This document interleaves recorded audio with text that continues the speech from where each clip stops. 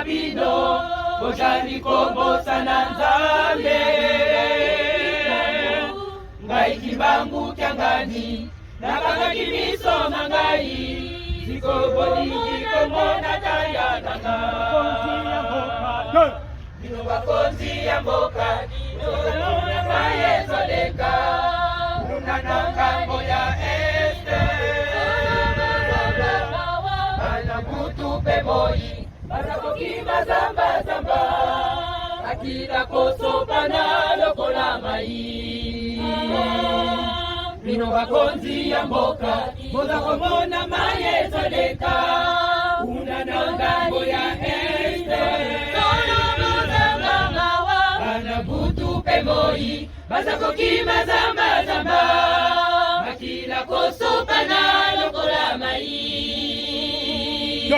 Pona bomengo na bino bato ekita mabota mabino ozali kobosana Nzambe.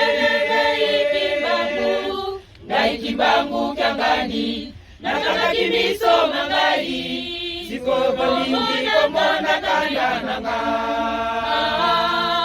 Bomengo na bino ekita mabota na bino bozali kobosana Nzambe. Ngai kimbangu kyangani nakangaki miso na ngai sikobolingi komona kanda nanga.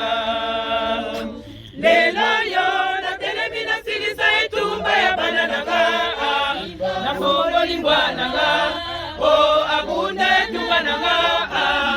Lelo yo natelemi nasilisa etumba ya bana nanga libota nanga kimbangu baleli mingi Lelo yo natelemi nasilisa etumba ya bana nanga nafongoli mbwana nanga o abunda etumba nanga.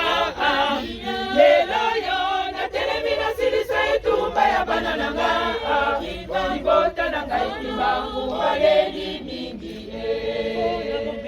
Pona bomengo na bino libota na ngai kimbangu bajali kokufa lokola banyama na zamba. Sikoyo limba oyo ekomi ya ngai kimbangu ngai na bino tokotala na nyakolonga.